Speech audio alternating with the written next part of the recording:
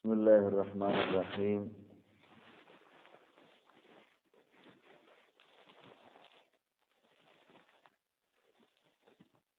دا وبين صبي يرزع من أمه فمر رجل راكب على دابة فارحة وشارة حسنة. دا اغا روایت حصہ دا کم چې مخکې تیر شو چې دریو ماشومانو هغې چې کم دی نو څه دی هغې خبرې کړې وي. دا بل ذکر کی چې ناګهانه یو ماشوم یرزع من امه د مور پی اسکل یو سړی راغی په اس باندې سورو هغه اسیم ډېر کراو او دیم په ښایسته شکل کې چې د مورې ورته وکتل نو هر سړی دا وایي چې زما بچی دی هغه ترقي وکړي او هغه د په ښه حالات کې نو د مورې دعا وکړه الله زما دا زوی د دې سړي په شانې وګرځي. د سینه پرېښوده او هغه طرف ته متوجه شو ورته یې وکتل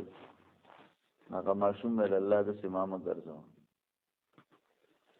بیا سینې ته څملاستو په یې خوړل او وی دا صحابي وی زه نبی ابو هريره رضی الله عنه نبی علیہ السلام ته ما کتل نو نبی علیہ السلام بالکل هغه څه کار کوو لکه څنګه چې ماشوم په یې خوري نو نبی علیہ السلام هم ګوته خوله کې ورکړې او داسې اودله. دا بعضې احادیث بالکل دغسې نقل دي. دا اوس چې چام بیان کړی دی نو د رسول الله هغه شکل ورسره جوړ کړی دی که نه چې څوک یې بیانوي. نو بله یو جنۍ یو وینځه هغه راله ده خلکو وهله خلکو ته وایي بدکاري دې کړې ده غلا دې کړې ده هغه وایي چې نه حسبي الله ونعم الوکیل زما دپاره الله کافي دی او ذمهوار دی.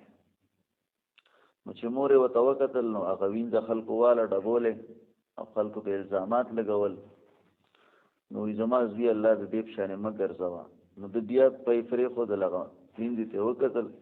ویل الله ما د دې په شانتې کړي.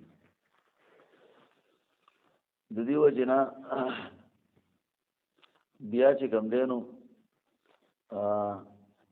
تپوس وکړه چې مثال طور دغه سړی چې دی دا خو چې کوم دی نو سرکشه دی او متکبره دی نو ځکه دې ماشوم ویل الله د ده په شانې مه ګرځوه ځکه د ده آخري انجام به ښه نه وي. دا کومه وینځه چې خلکو یې تا بدکاري کړې تا غلا کړې حالان کې دې نه بدکاري کړې ده او نه غلا کړې ده او خلک یې هسې بېسوي الزامات پرې لګوي. نو د دې وجې نه دا وایي چې دا ما د ده په شانتې وګرځوه ځکه دا بې قصوره ده بې ګناه ده پاکه ده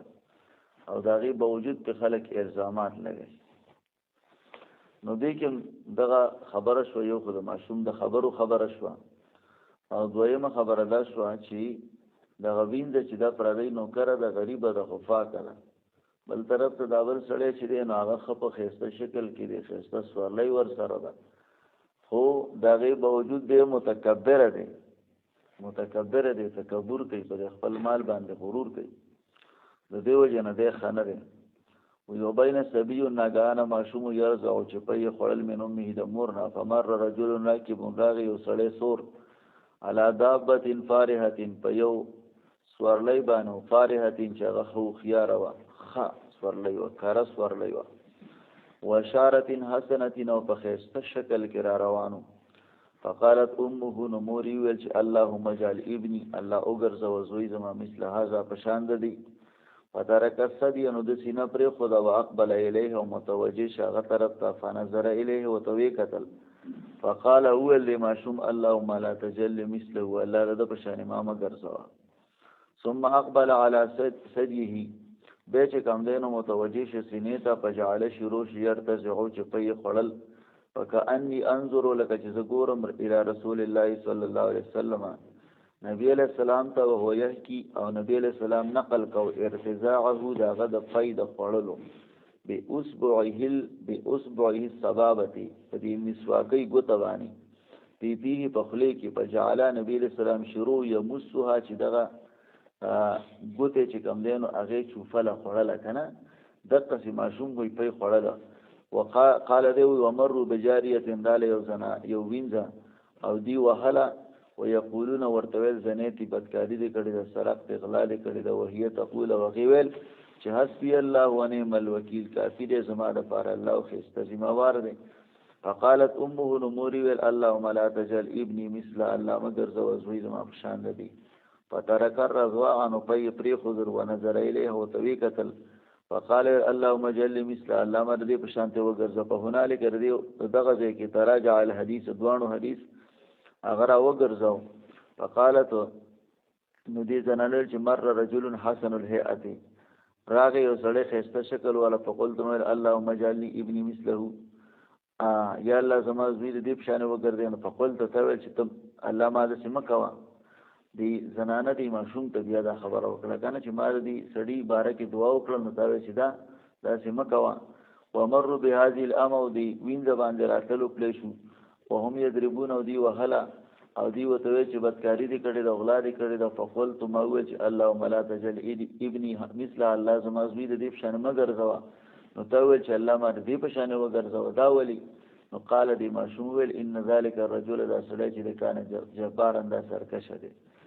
ما ویل ما ذکر وی چې اللهم لا تجل مثل الله دې په شان دې ما مکوا او دا وینځ چې دا یقولون خلق توي ځانېتی تا بدکاری کړه اولاد کړه دا ولم تزنه دین بدکاری کړه دا اخلاق کړه دا فقلت وما وی چې اللهم اجعلني مثلها الله ما رضی په شان ته وګرځاو الله رب العالمین دا عملکم بلغ ظلمنا انفسنا ولم تغفر لنا ربنا واتنا ما وعدتنا لرسولك ولا تخزنا يوم القيامه انك لا تخلف